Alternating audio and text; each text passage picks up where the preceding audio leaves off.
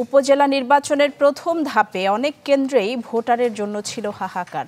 কোনো কোনো কেন্দ্রে ভোট পড়েছে নামমাত্র। এর মাঝেই অন্তত ৬ জেলায় সংঘর্ষ হয়েছে, যাতে আহত হয়েছেন ২০ জনের বেশি। অনিয়মের কারণে বগুড়ায় গাবতলীর একটি কেন্দ্রে প্রত্যাহার করা হয়েছে ৩ কর্মকর্তাকে।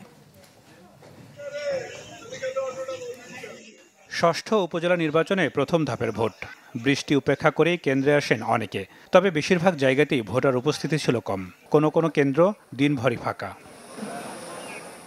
১৩৯টি উপজেলার মধ্যে ২২টিতে ভোট হয় ইভিএমে, বাকিগুলোতে ব্যালট পেপারে। কিছু জায়গায় ধীরগতির অভিযোগও ছিল। এইটা আমার প্রথম ভোট, আমি ভোট দিতে এসেছি প্রথমবারের মতো। আমার অনেক ভালো লাগছে। উৎসবমুখর পরিবেশে সুন্দরভাবে ভোট আমি দিয়েছি। সকলে মিলেই তারা একটা সুষ্ঠু নির্বাচন হবে এ ব্যাপারে আমাদের নিশ্চয়তা আগেই দিয়েছিল এবং তারা অনেক দিন যাবত কাজ করছে এবং তার রেজাল্ট দেখেন, কোনো রকম কোনো কারচুপি বা জোরপূর্বক ভোট দেওয়ার কোনো সুযোগ নাই। ভোট ঘিরে কয়েকটি জেলায় বিশৃঙ্খলার খবর মিলেছে। মুন্সিগঞ্জে 2 চেয়ারম্যান প্রার্থীর সমর্থকদের মধ্যে সংঘর্ষ হয়। পরিস্থিতি নিয়ন্ত্রণে রাবার বুলেট ছোড়ে পুলিশ। বরিশালের বাকেরগঞ্জে একটি কেন্দ্রে কয়েকজনকে সরে যেতে বলা হয়। নির্দেশ না মানায় লাঠিচার্জ করে আইনশৃঙ্খলা বাহিনী।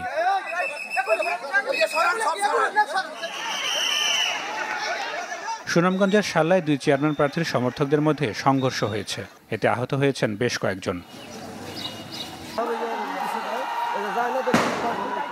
মাদারীপুর সদরে 2 প্রার্থীর সমর্থকদের মধ্যে সংঘর্ষের সময় একাধিক ককটেলের বিস্ফোরণ ঘটে। কেন্দ্রের বাইরে কিছু ওই 2 পক্ষ বা 3 পক্ষের মধ্যে বেশ কিছু উত্তেজনা আছে, সেটা তাদের আউটসাইডের ইস্যু, এটা আমাদের কেন্দ্র সংশ্লিষ্ট কোনো ইস্যু নয়। 2 প্রার্থীর সমর্থকদের মধ্যে সংঘর্ষ হয়েছে চাঁপাইনবাবগঞ্জে। নরসিংদীতে কেন্দ্র দখল নিয়ে 2 চেয়ারম্যান প্রার্থীর সমর্থকদের মধ্যে ধাওয়া পাল্টা দেওয়া হয়। এতে আহত হয়েছেন 10 জন।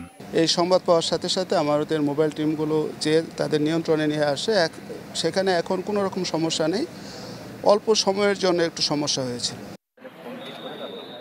বগুড়ার গাবতলীতে একটি কেন্দ্রে জাল ভোট দেওয়ার অভিযোগে একজনকে আটক করেছে পুলিশ, আর অনিয়মের দায়ে প্রত্যাহার করা হয়েছে 3 কর্মকর্তাকে। নাদিম হোসেন, চ্যানেল 24।